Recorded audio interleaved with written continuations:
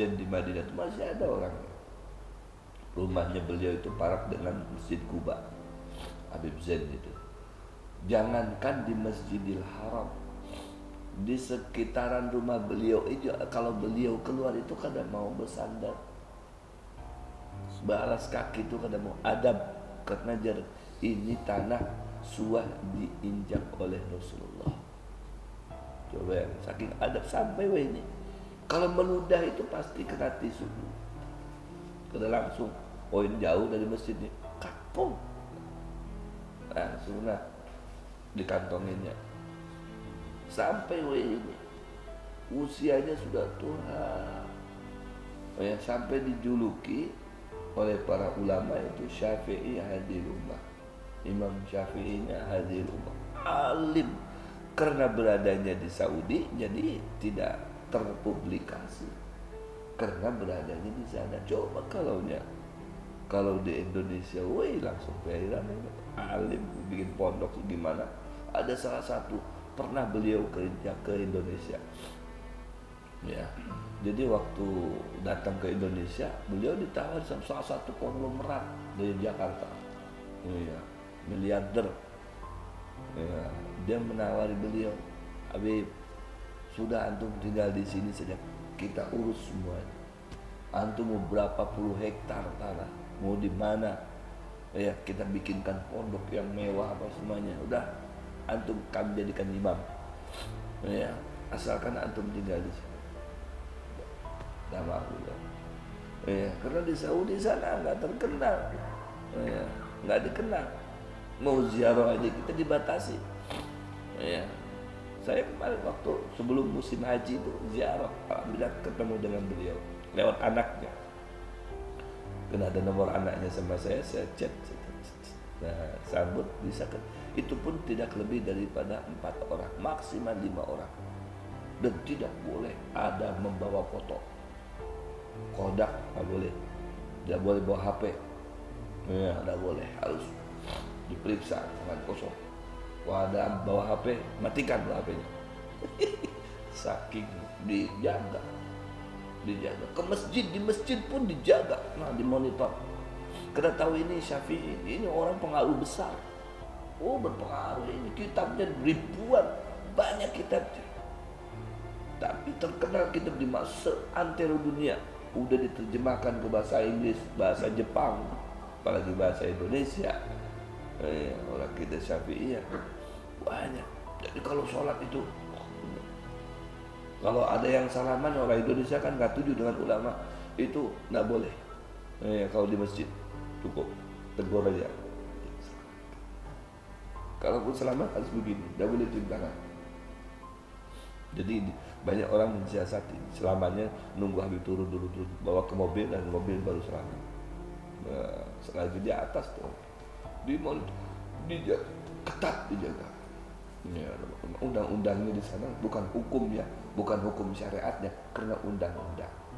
Seperti di Saudi itu nggak ada maulid. Maaf, ini saya sampaikan, bukan berarti itu hukum syariatnya. Syariat Rasulullah nggak boleh maulid, bukan. Jangan salah paham. Ya, mereka itu banyak yang baca maulid. Wallahi saya yang menyaksikan. Ya, cuma di rumah-rumah. Betul. Karena mereka itu, saya pernah tanya loh sama orang sana itu. Saya tanya langsung, di sini nggak boleh maulid itu kenapa? Apa karena Rasulullah? Kan banyak kalau di TV-TV itu yang jenggot segini. Rasulullah aja nggak bikin maulid. Dah Rasulullah bikin maulid, Rasulullah puasa setiap hari Senin, hadisnya sahih. Ya. Ini kataan saya tanya, pernah itu saya berkali-kali. Alhamdulillah saya ditakdirkan oleh Allah itu. Ya bisa umroh terus diajak orang. Ya, diajak orang. Jadi kadang saya tanya kenapa di sini nggak ada boleh maulid itu. Ya. Mereka tuh pasti jawabannya, di sini kami bukan yang maulid kepada Rasulullah, bukan nggak cinta dengan Rasulullah, kami pengen baca maulid. Dan kami pun bikin maulid di rumah masing-masing. Cuman undang-undang lain, syariat dan undang-undang lain. Undang-undangnya nggak boleh melarang orang berkumpul-kumpul lebih daripada 40. Nah, kumpul-kumpul rame-rame itu nggak boleh. Ya, lain padang, lain belalang kan. Beli wadah kita mau 1.000, 2.000 kata bapak. Kumpul tiap malam, kumpulan terus kata bapak. Di sana kan boleh itu. Ya, kecuali mungkin ada acara-acara sakral atau apa namanya diketahui pemerintah. Nah, sementara bikin acara-acara seperti itu kan boleh, kan dilarang, kan boleh.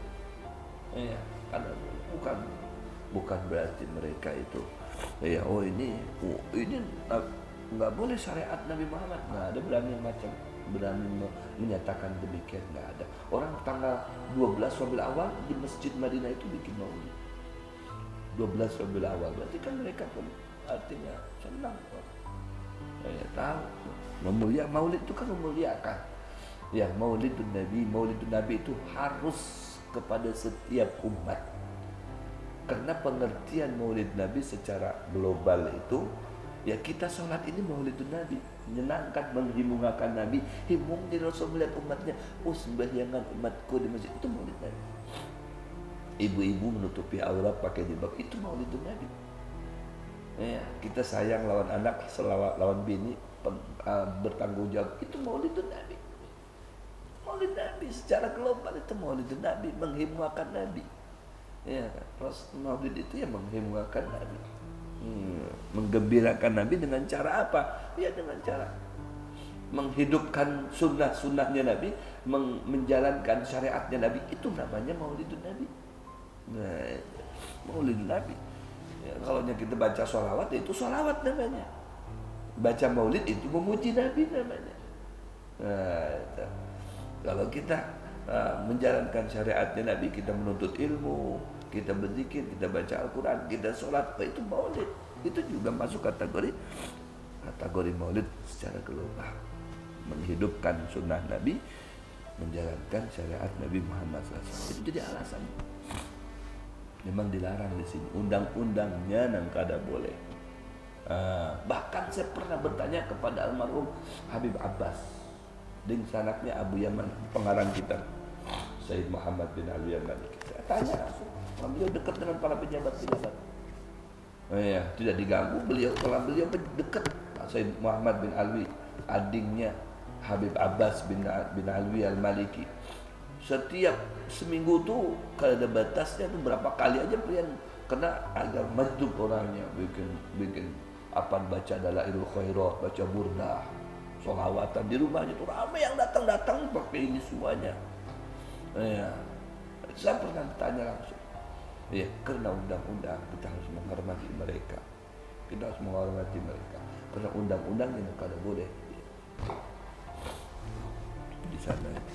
Nah, kita di sini alhamdulillah bersyukur dibolehkan, ya jangan sampai kita ya kadang mengadakan maulid.